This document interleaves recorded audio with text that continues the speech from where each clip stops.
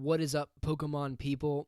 This is Michael Sean from Unison Games, and I'm back continuing our series of top 10 cards we'll miss from the sets that are rotating. Today, we're going to be looking at the top 10 cards we'll miss from Dragon Majesty. Now, this was a really interesting list to make because Dragon Majesty, as you can see from the diagram here, like Hidden Fates and Detective Pikachu, it's kind of nestled into our regular sets. So Hidden Fates and Detective Pikachu are the mini sets that we'll be keeping. Dragon Majesty is the mini set that will be losing. And it kind of works the same way, where it's a set that has some good cards in it, but it has a lot less cards than a regular set. And for that reason, it tends not to have as deep an impact on the metagame. However, there were definitely some cards worth talking about in Dragon Majesty, so I did go ahead and make a top 10, but I will say right off the bat, the first couple are not cards that see a lot of play, but they are cards that I personally am going to miss from the set. So buckle in. Number 10 is a card that I really enjoyed playing with, but mostly in expanded. So this one is Phoebus, and it has that submerge ability that says prevent all damage done to this when it's on the bench. So here's why I think this is an important card to kind of mention really quick. And that's because Submerge is an amazing, amazing ability. We've seen this on Magikarps before as well. And anytime you have a submerged version of that Pokemon, it's always going to be the best one in the format. I'll say always, and then maybe I'll get proved wrong later on down the line. But so far, Submerge is amazing. We always want to keep our eyes on Pokemon that have Submerge because they have a unique advantage in deck building. Going to number 9, this is a card that I had a lot of fun with, Wishy-Washy, with its ability Meet Up that says your Wishy-Washy GX in play, get plus 20 HP, and their attacks do 20 more damage to your opponent's active Pokemon. The first challenge that I went to as a player was with Wishy-Washy GX, the first one that was just really big. It did damage for like a lot of energies, and you just play 4 Wishy-Washy, and it becomes so big that it's really hard to knock out. And then you play healing and stuff like that. And so I had a lot of fun playing it. It was not particularly good. We did get a second Wishy-Washy in our format. It was also not particularly good, more focused on attacking. But it's worth mentioning that this Wishy-Washy was a thing, and it beefed up GXs, which is super cool. So moving on to number 8 is Altaria. This is the Altaria that came with the ability Fight Song. It says your Dragon Pokemon's attacks do 20 more damage to your opponent's active. And this is always good. Anytime you have a card that says a certain type of Pokemon do extra damage, it's always good. The problem with Altaria is it was Stage 1. It was just a little bit too slow, and it never saw a ton of play. Also, there really weren't that many Dragon-type Pokemon that could have benefited from this. Really, the only Dragon-type that was seeing widespread play was Ultra Necrozma GX, and that card did not need any help getting extra damage. If you wanted to do extra damage with Ultra Necrozma, you found a way to accelerate an extra psychic energy to it. You did not play a Pokemon that just said it could do more damage. And really, since Ultra Necrozma, we haven't had any really good Dragon decks. I guess maybe Turtonator, which we will be talking about, hint, hint, later in the video. But other than that, there haven't really been any good Dragon attackers, and so this card didn't really see that much play. But it was a great card to keep our eye on, especially if the Pokemon Company decides to print more Dragon-type Pokemon in the Sword and Shield set. Moving on to number 7, we have Altaria GX. I love this card. It has this attack Bright Tone for 1 fairy and a colorless. It does 50, and you become immune to all damage done from attacks from Pokemon GX and EX. This card's just kind of like a meta buster.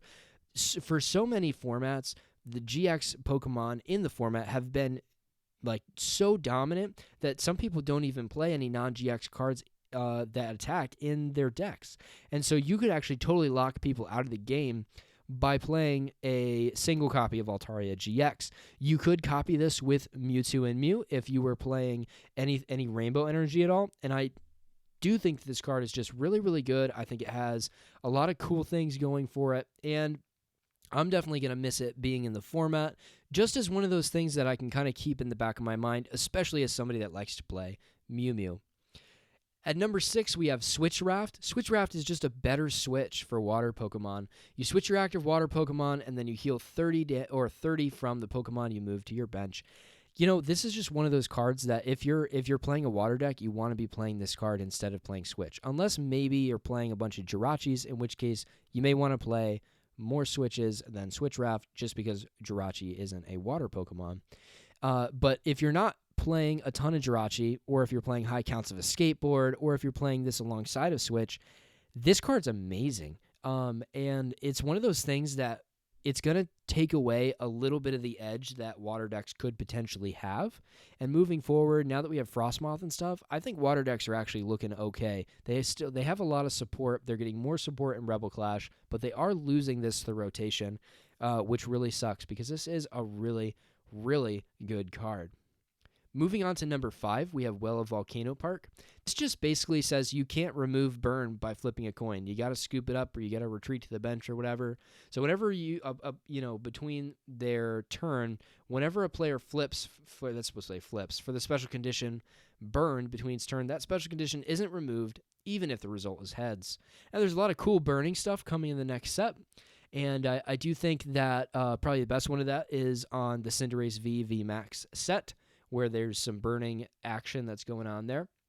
And Well of Volcano Park can really help with that as long as your opponent doesn't have any way to switch. Now, unfortunately, well, not really unfortunately, because it is good that this is happening, most decks are playing high counts of switch, along with things like Mal and Lana that are other ways to switch your Pokemon. And so I don't think Well of Volcano Park really saw widespread play primarily for that reason. However, it is a really cool card that, we all kept in mind whenever our decks had the word burn in them, because it's definitely a very powerful effect, and that's why it comes in at number 5. Moving to number 4, we have, Fiery Flint, but with Quagsire. I believe that we are talking about Quagsire here, not Fiery Flint. Sorry about that for the typo. This is definitely a fantastic card. If you're a Quagnag fan, hit me up in the comments. I am a huge Quagnag fan. I played it going into the New Jersey Regionals, and I really liked it. I did have to leave the Regionals early, so I, have no way of knowing how I would have done with it. However, I was doing okay in the first half of the day. And so this has this ability, wash out as often as you like. You may move a water energy from one of your bench Pokemon to your active Pokemon. Super, super good. You could play it with Naganadel, being the Nag part of the Nag-Quag combination, where Naganadel would just attach the water energies to himself, and then Quagsire would move them to whoever you were attacking with, primarily Keldeo GX. Nagquag is still a deck that I think actually is a decent deck, solidly tier 2, that just auto-wins certain matchups. I mean, as long as you don't brick and aren't able to set up your Nag and your Quag, then you're okay. You're doing pretty good. And so I really like Quagsire. Quagsire is just one of my favorite Pokemon anyway. I love Wooper as well. And I think we're looking at a really, really cool Pokemon that I know I'm definitely going to miss, and that's why it comes in at number 4. Now, number 3, which was sort of spoiled by the little typo on that previous slide, is Fiery Flint. Fiery Flint is super, super good. You discard 2 other cards from your hand to search for 4 fire energies and add them to your hand. Now, the reason why this comes in above Quagsire is because fire Pokemon are just way more relevant right now than water Pokemon are. Fire Pokemon have been good for a long time in the Pokemon trading card game. And a card that says search for 4 fire energies is amazing. Now, the deck that mostly uses this is Baby Blounds. Baby Blounds says that you can attack, and this does 50 more damage for each fire energy card you discard from hand. Fiery Flint is an additional 200 damage just by itself in a deck like that. Very, very powerful card, especially when used in that deck. But honestly, this card is so good, you can use it in other stuff too. Obviously, you're going to be using it with Welder so that you can get 4 cards and then attach 3 of them with Welder. I mean, that is huge. Just having Welder in the format makes this card amazing.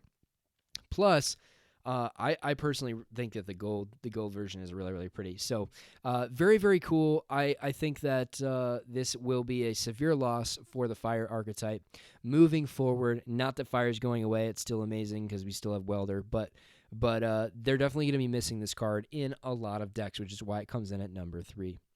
Moving to number 2, we have one of my favorite cards in this set, Turtonator.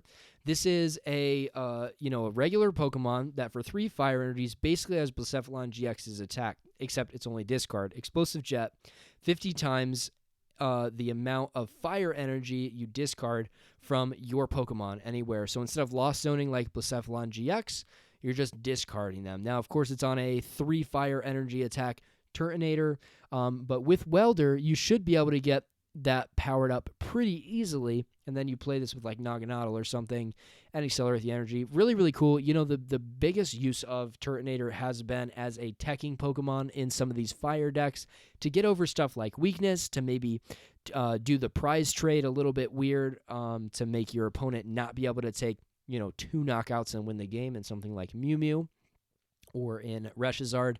And it's really cool because you can just play it in any Welder deck because it's a 3 energy attack. Whenever we see 3 energy attacks, I feel like all of us are just thinking, oh, Welder, we can do that in 1 turn. And that's certainly the case with Turtonator, and that's why it was such a good Pokemon, and that's why it comes in at number 2.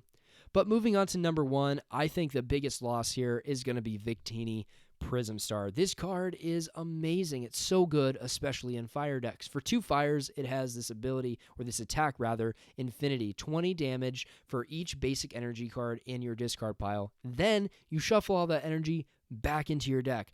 Fire decks are known for aggressively getting through their deck, taking all the fire energies out, a lot of times throwing them in the discard with stuff like Magcargo GX, with stuff like I don't know who else discards energy. Turtonator, with stuff like, not Blacephalon because it gets Lost Zone. Don't make that mistake like a lot of other players have. Or even just getting knocked out. You load up a ton of energy onto your Mew Mew, like 5 or 6 fire energies, then it gets knocked out. Well, now those are all in the discard. Well, Victini comes in, hits for a bunch of damage, and then puts all that energy back into your deck so you can once again aggressively draw through it and attach it. One of the disadvantages that Welder has is it attaches your energy so fast that by maybe the 2nd or the 3rd Welder, you're pretty much out of energy in your deck, unless you're like Reshizard and you play like 18 fire energies, which some people do. So, or at least did at certain parts when that deck has been popular. So Victini Prism Star can hit for tons and tons of damage. I mean, if you think 10 energy in the discard pile, which is totally easy to do in fire decks, you're hitting for 200 damage with that. I mean, you're taking knockouts on GXs with this little Victini Prism Star that has a 2 energy attack cost, which is amazing because you don't even have to use all 3 of your energy attachments for turn. I'm speaking as if you have Welder at this point, because you do, because you're fire. And so you just Welder 2 energy onto Victini and then attach and set up for the next turn with something else. Crazy good card. This card is just, it's so good. It's so good in Blacephalon, Baby Blacephalon is what I'm talking about here, where you just do a huge hit with Baby Blounds. The Blounds gets knocked out. Now you got 3 energy from the Blounds and let's say 5 energy from the actual attack itself. Then you just Victini Prism Star, and it's all back in your deck. It's just so good. It's a great card. I think it definitely deserves to be number 1 from this set. And so that's why I put it at number 1.